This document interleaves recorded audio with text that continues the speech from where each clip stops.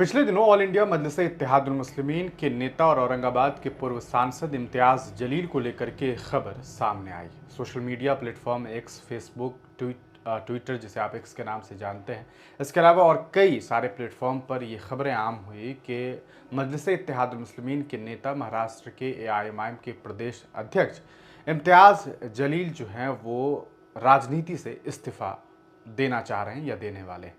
साथ में कुछ लोगों ने यह भी दावा किया कि वो ऑल इंडिया मजलिस-ए-इत्तेहादुल मुस्लिमीन को छोड़ने वाले हैं, इस्तीफ़ा देने वाले हैं।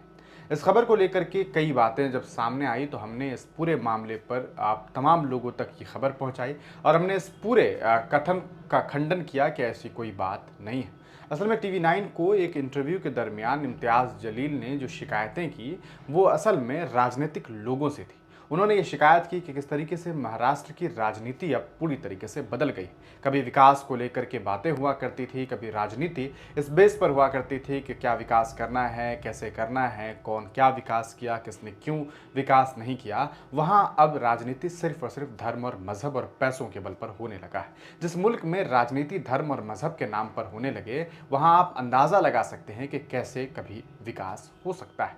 इन तमाम गम और गुस्से का इजहार करते हुए इम्तियाज़ जलील ने बस यूं कहा कि ऐसा लगता है कि मानो अब राजनीति छोड़ दी जाए। राजनीति छोड़ देने का दिल चाहता है जब इस तरह की चीज़ों को देखता हूं। लेकिन उन्होंने ये बात कहीं नहीं की कि मैंने राजनीति छोड़ दी है या मैंने ये फैसला ले लिया है। उन्होंने अपना एक एहसास बताया और वो एहसास हर एक व्यक्ति को तब होता है जब वो किसी भी जगह काम करता है, चाहे वो किसी लेवल पर हो। अगर उसे लगता है कि पूरा का पूरा इकोसिस्टम जो है वो एक अलग ही लेवल में, एक अलग ही तरीके से काम कर रहा है, जबकि वहाँ काम किसी और तरीके से होनी चाहिए, तो लोगों को अफसोस होता है और कई बार लोग उस अफसोस को जाहिर करते हैं। ऐसे ही काम जब इम्तियाज़ जलील ने किया तो बातें आम हो गई। इस बीच ये भी देखने को मिला कि कुछ ही दिनों के बाद, यानी कि 2 दिनों के बाद, असदुद्दीन ओवैसी मालेगांव पहुंचे। महाराष्ट्र के मालेगांव में अपने विधायक, अपने प्रतिनिधि, आप जानते हैं वहां से उनके नेता हैं कासमी साहब, उनके वहां वो पहुंचे हुए थे कुछ काम को लेकर के, कुछ कह सकता है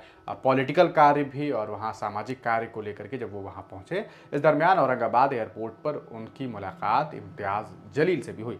इम्तियाज़ जलील और असदुद्दीन ओवैसी के बीच मुलाकात की तस्वीरें भी सोशल मीडिया पर साझा हुई। उसको लेकर के कुछ लोगों ने ये अफवाह फैलाई कि क्या वाकईतन ऐसा तो नहीं था कि इम्तियाज़ जलील साहब नाराज चल रहे थे और उन्हें मनाने के लिए असदुद्दीन ओवैसी को वहां पहुंचना पड़ा। हालांकि ये बातें भी सही समझ नहीं आती है। वजह साफ है क्योंकि असदुद्दीन ओवैसी डायरेक्ट इम्तियाज़ जलील के पास नहीं गए थे, बल्कि वो मालेगांव गए थे और मुफ्ती इस्माइल कासमी साहब के क्षेत्र में पहुंचे थे। वहां कुछ कार्य था, वहां कुछ काम था और चूंकि वो महाराष्ट्र गए हैं तो ऑब्वियस सी बात है औरंगाबाद में जब वो जाएंगे तो वहां औरंगाबाद के सांसद, पूर्व सांसद और इनके पार्टी के जो अध्यक्ष हैं उनसे उनकी मुलाकात तो वाजिब है। किसी भी पार्टी के नेता जब जाते हैं तो उनके अध्यक्ष से उनकी मुलाकात होती है। तो ये एक नॉर्मल सी मुलाकात थी और दोनों भाइयों की ये मुलाकात थी। आपको बता दें, इस बीच लोक न्याय हिंदी और पीटीआई से बातचीत करते हुए इम्तियाज़ जलील ने 26 फरवरी को भी एक बड़ी बात कही। उन्होंने साफ तौर पर ये बातें कही, राजनीति को छोड़ने वाली बात पर और एआईएमआईएम को छोड़ने वाली बात पर ये कही